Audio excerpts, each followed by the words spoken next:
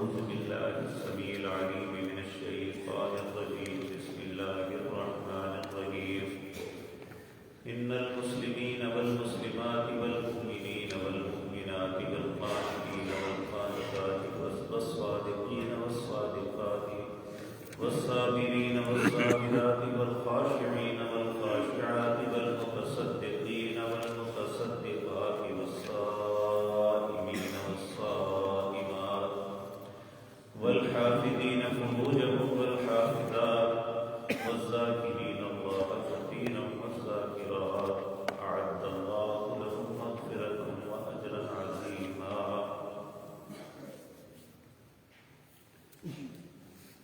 حضرات محترم، گزشتہ آیات میں امہات المؤمنین رضوان اللہ علیہم اجمعین، ان کے متعلق اللہ نے انہیں زندگی گزارنے کے لیے پاکیزہ اور طاہر رہنے کے لیے کچھ اصول بتائے، وہ آپ کے سامنے عرض کیے تھے. اور یہ صرف انہیں ہی حکم نہیں ہے، اہل ایمان کی جتنی بیٹیاں، مائیں، بہنیں یا ازواج ہیں، سب کے لیے یہ حکم ہے کہ اپنی زندگی کو پاکیزہ بنانے کے لیے آپ نے کیا طریقہ کار اختیار کرنا ہے. اور یہ بات ذہن میں رکھیں، ایک عورت کے لیے اللہ کی نظر میں اس کی عصمت سے بڑھ کے کوئی قیمتی چیز نہیں ہے. نبی کریم صلی اللہ علیہ وسلم نے ارشاد فرمایا، جو عورت اللہ کی عبادت کرتی ہے اس کے ساتھ شریک نہیں بناتی، 5 وقت نماز پڑھتی ہے، روزے رکھتی ہے، اگر اللہ نے مال دیا ہے تو خرچ کرتی ہے، زکوٰۃ دیتی ہے، اپنے خامد کی فرما برداری کرتی ہے اور اپنی عصمت کی حفاظت کرتی ہے. قیامت کے دن جنت کے 8 دروازے اس کے لیے کھول دیے جائیں گے کہ جس مرضی سے اندر آ جائے. اور اس میں مردوں کے لیے پابندیاں اور زیادہ ہیں. خواتین کو سب سے بڑی جو بات کہی، اللہ کی عبادات اور فرائض کے علاوہ اس کی عصمت کی حفاظت ہے. ام سلمہ رضی اللہ تعالی عنہ کہتی ہیں، ایک دن میں نبی کریم صلی اللہ علیہ وسلم سے عرض کی کہ یا رسول اللہ صلی اللہ علیہ وسلم، قرآن میں جہاں بھی حکم ہے مردوں کا ہے، اجر ہے تو مردوں کے لیے، خواتین کا تذکرہ کیوں نہیں ہے؟ نبی کریم خاموش رہے، جواب نہ دیا. کیوں؟ اس لیے کہ نبی کریم اللہ کی وحی میں بولتے تھے. اگر اس وقت کوئی حکم موجود ہوتا تو نبی کریم فوراً جواب دے دیتے. تو اگر نہیں دیا تو اس کا مطلب ہے کہ وہ اللہ کی طرف سے جواب کے منتظر تھے. کہتی ہیں ایک دن میں اپنے گھر میں بیٹھی، نبی کریم کی مسجد سے آواز آ رہی تھی، تو میرے کان میں یہ آیتیں پڑھی تو میں جلدی سے اپنے دروازے کی اوٹ میں جا کے قریب ہو گئی کہ میں آپ کی بات کو سن سکوں. تو نبی کریم صلی اللہ علیہ وسلم لوگوں کو یہ آیت سنا رہے تھے، ان المسلمین والمسلمات والمؤمنین والمؤمنات والقانتین والقانتات. اس میں مرد اور عورت دونوں کا تذکرہ ہے کہ کوئی بھی انسان ہے، اگر 10 صفات اس کے اندر پیدا ہو جائیں تو وہ دنیا کا خوش نصیب ہے، وہ اللہ کا مہمان بنے گا اور اللہ نے اس کے لیے بڑا عظیم اجر تیار کر رکھا ہے. اللہ مالک ہمیں بھی اپنے اندر یہ صفات پیدا کرنے کی توفیق دے. آمین. وہ کون سی ہیں؟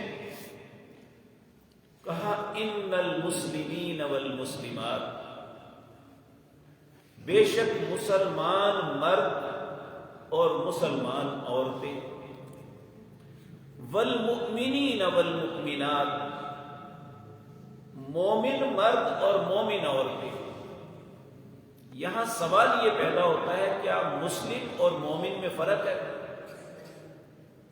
تو ائمہ مفسرین نے اس کا فرق یہ سورۃ حجرات کی آیات کے تحت کیا ہے کہ مسلمان اسے کہتے ہیں جو ظاہراً عمل کرتا ہے، یعنی جو اللہ کے فرائض ہیں، جو معاملے ہیں ظاہراً وہ کر رہا ہے۔ مومن اس کو کہتے ہیں جس کے دل کے اندر بھی یقین ہو کہ جو میں کر رہا ہوں یہ بالکل حقیقت ہے، اللہ کے ہر حکم کو سچ تسلیم کرے۔ اللہ رب العزت نے فرمایا جب کچھ اعراب کے لوگ آئے، گاؤں کے لوگ، انہوں نے کلمہ پڑھا تو قالت الاعراب آمنا، وہ کہنے لگے ہم ایمان لے آئے۔ اللہ نے فرمایا قل لن تؤمنوا ولکن قولوا اسلمنا، ابھی ایمان نہیں، تم اسلام کے داخل ہوئے ہو، یعنی ظاہراً تمہارا کردار یہ ہے کہ تم اسلام میں داخل ہو گئے، لیکن ایمان اس وقت ہوگا جب یہ تمہارے دل میں داخل ہو جائے۔ تو پہلی بات کہ ہمارے ظاہراً اعمال مسلمانوں جیسے ہوں، وہ مرد ہے یا عورت۔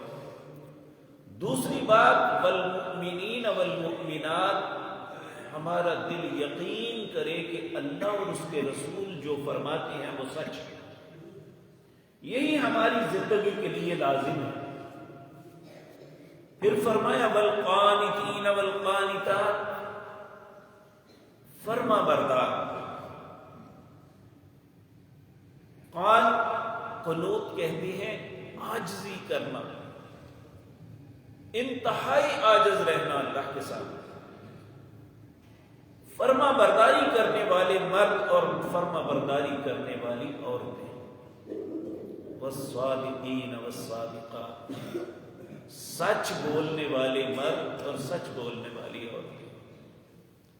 دیکھیں یہ بظاہر لفظ عام لگ رہے ہیں، لیکن سچی بات یہ ہے، یہ حقیقت ہے کہ سچ سے ہم بہت دور چلے گئے ہیں۔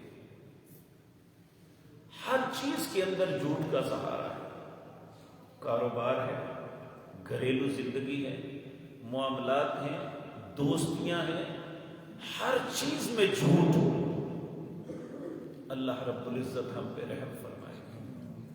کہا والصادقین والصادقات، سچ بولنے والے مرد اور سچ بولنے والی عورتیں، والصابرین والصابرات، صبر کرنے والے مرد اور صبر کرنے والی عورتیں۔ دیکھیں یہ ایک فطرت ہے، انسان کے حالات ہمیشہ ایک جیسے نہیں رہتے۔ اگر آج وہ تندرست ہے تو بیمار بھی ہو سکتا ہے، اگر آج فراوانی آسانی ہے تو تھوڑی سی تنگی بھی آ سکتی ہے،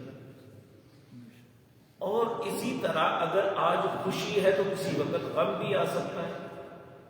یہ ایک فطرت ہے جو انسان کی زندگی میں اس کے ساتھ ہوتا رہتا ہے، لیکن اس کا مطلب یہ نہیں کہ اگر خدا نخواستہ اللہ نے عرصہ دراز ہمیں صحت دی، اگر چند مہینے، چند دن یا کچھ وقت کے لیے کوئی تکلیف آ جائے تو انسان بے صبر ہو جائے۔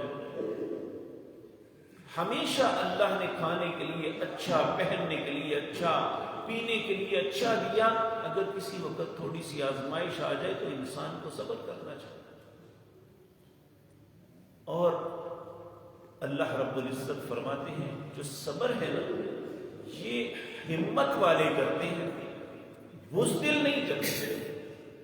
اور آپ دیکھ لیں دنیا کے دو ممالک ہیں جو مالی اعتبار سے اور ٹیکنالوجی کے اعتبار سے دنیا میں عروج پہ ہیں، ایک جاپان، اور جاپان کے متعلق لوگ بتاتے ہیں کہ اتنا پرسکون ملک ہے کہ جس کی انتہا نہیں، مثالیں دیتے ہیں، اتنا صاف ستھرا ملک ہے، اور اتنی خیر خواہی ایک دوسرے سے لوگ کرتے ہیں، اس کے باوجود خودکشی کی سب سے زیادہ ریشو جاپان میں ہے۔ کیوں؟ کہ چھوٹی سی تکلیف بھی برداشت نہیں کرتے۔ اللہ نے ہر مسلمان کو، ہر مومن کو یہ بات کہی کہ جہاں سچائی تمہاری زندگی میں ضروری ہے وہاں صبر بھی ضروری ہے۔ والصابرین والصابرات، صبر کرنے والے مرد اور صبر کرنے والی عورتیں، والخاشعین والخاشعات، اللہ سے ڈرنے والے مرد اور اللہ سے ڈرنے والی عورتیں۔ اللہ کا ڈر ایک ایسی چیز ہے جس انسان کو نصیب ہو جائے اس کی زندگی بدل جاتی ہے، اس کی زندگی خیر سے بن جاتی ہے، اس کے اندر گناہ کم ہو جاتے ہیں اور بھلائیاں نیکیاں بڑھ جاتی ہیں، کیونکہ اللہ کا ڈر ہی ایک ایسی چیز ہے جو ہمیں بہت سی خطاؤں گناہوں سے روکتی ہے۔ نبی کریم صلی اللہ علیہ وسلم اس کے لیے اللہ سے دعا مانگا کرتے تھے، اللہم اقسم لنا من خشیتک ما تحول به بیننا وبین معصیتک، اے اللہ جب تو اپنا ڈر تقسیم کرنے لگے تو اس کا کچھ حصہ مجھے بھی دے دینا، تاکہ جب میں گناہ کرنے لگوں تو میرے اور گناہ کے درمیان تیرا ڈر آ جائے۔ تو والخاشعین والخاشعات، اللہ سے ڈرنے والے مرد، خشیت اختیار کرنے والے مرد اور خشیت اختیار کرنے والی عورتیں، والمتصدقین والمتصدقات، صدقہ کرنے والے مرد اور صدقہ کرنے والی عورتیں۔ یہاں ایک بات ذہن میں رکھیں، ہمارے ذہنوں میں تصور یہ ہے کہ صدقہ صرف مال کا ہو سکتا ہے۔ صدقے کی بے شمار اقسام ہیں، کم از کم یہ ہے کہ آپ اگر کسی دوسرے مسلمان کو خندہ پیشانی سے ملتے ہیں تو یہ بھی صدقہ ہے۔ آپ سبحان اللہ، الحمدللہ، اللہ اکبر پڑھتے ہیں، یہ بھی صدقہ ہے۔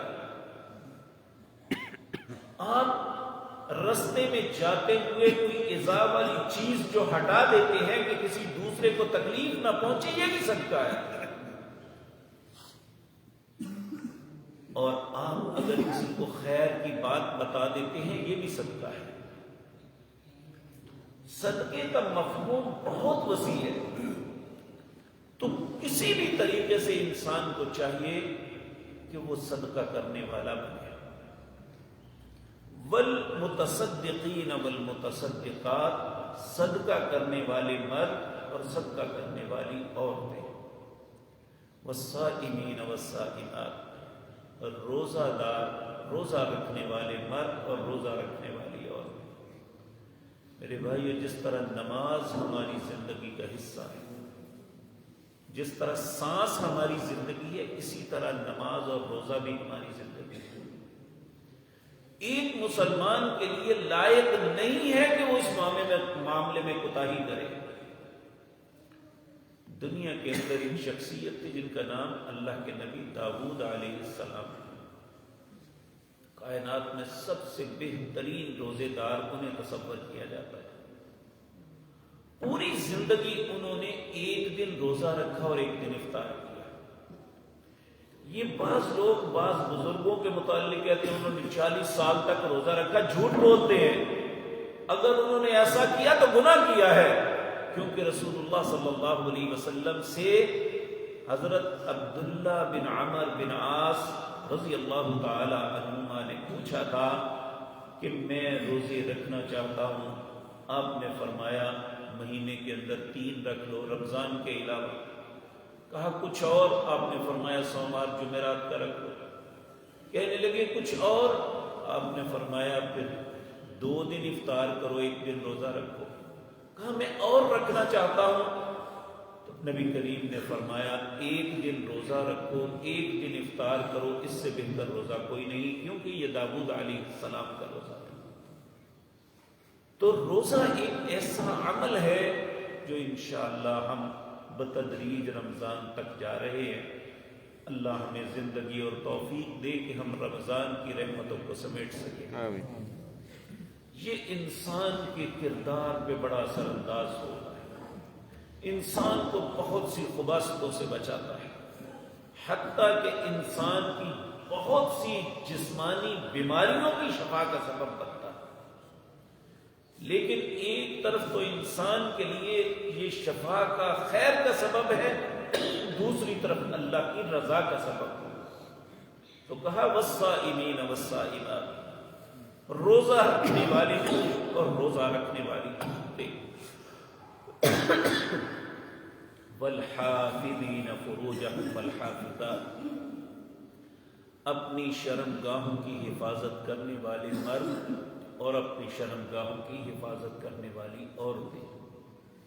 یہ نویں بات ہے. اللہ رب العزت ہمیں بھی ایسا بنا دے. نبی کریم صلی اللہ علیہ وسلم نے فرمایا دو چیزیں کی تم ضمانت مجھے دے دو، میں جنت کی ضمانت دے دیتا ہوں. جو دو ہونٹوں کے درمیان ہے یعنی زبان، اور جو دو رانوں کے درمیان یعنی تمہاری شرمگاہ، اس کی حفاظت کی ضمانت تم دے دو، جنت کی ضمانت تمہیں میں دے دیتا ہوں. اللہ رب العزت ہماری حفاظت فرمائے اور ہماری خطاؤں کو معاف کر دے. والذاکرین اللہ کثیرا والذاکرات، کثرت کے ساتھ ذکر کرنے والے مرد اور کثرت کے ساتھ ذکر کرنے والی عورتیں. نبی کریم صلی اللہ علیہ وسلم نے فرمایا کہ میں تمہیں بتاؤں کہ جو تمہارے لیے اللہ کے راستے میں لڑنے سے ہر چیز سے بہتر ہے. کہا ہاں یا رسول اللہ بتائیں. آپ نے فرمایا اللہ کا ذکر. انسان چلتے پھرتے اٹھتے بیٹھتے بس اللہ کا نام جپے، نبی کریم پر درود پڑھے. یہ ایسی باتیں ہیں جو انسان کو بہت سی خباثتوں سے، زبان کی بکواس سے بچا دیتی ہے. اللہ کا ذکر بہت بڑی چیز ہے. اگر انسان مسلسل نہیں کر سکتا تو کم از کم صبح اور شام کے وہ اذکار ضرور کرے جو نبی کریم بعد صلاۃ الفجر یا بعد صلاۃ المغرب کیا کرتے تھے. اور والذاکرین اللہ کثیرا والذاکرات، اس کی ایک آسان صورت ہے. نبی کریم صلی اللہ علیہ وسلم نے فرمایا جو میاں اور بیوی ایک دوسرے کو اٹھاتے ہیں اور فجر کی اذان سے پہلے صرف 2 رکعتیں پڑھتے ہیں، اللہ رب العزت ان کو والذاکرین اللہ کثیرا والذاکرات، کثرت کے ساتھ ذکر کرنے والے مرد اور عورتوں میں شامل فرما لیتے ہیں. سبحان. یہ وہ 10 صفات ہیں جس انسان کے اندر پیدا ہو جائیں، اللہ فرماتے ہیں اعد اللہ لہم مغفرتا، اللہ نے اس کے لیے معافی رکھی ہے. سبحان. اگر کچھ خطائیں ہوگی تو اللہ کہتے جاؤ میں نے معاف کر دی. اللہ اللہ ہمیں بھی ایسا بنا دے. وَأَجْرًا عَظِيمًا، اور اللہ نے ان کے لیے بڑا عظیم اجر تیار کر رکھا ہے. اے مالک الملک، ہم میں یہ استطاعت نہیں ہے، ہم میں ہمت نہیں ہے کہ ہم یہ سب کچھ کر سکیں. اللہ تو ہمیں توفیق دے دے، کیونکہ تیری توفیق کے بغیر نیکی بھی نہیں ہو سکتی. اے اللہ ہر نیک کام کرنے کی ہمیں توفیق بخش دے اور ہر برائی سے ہماری حفاظت فرما. اقول قولی ھذا واستغفر اللہ لی ولکم.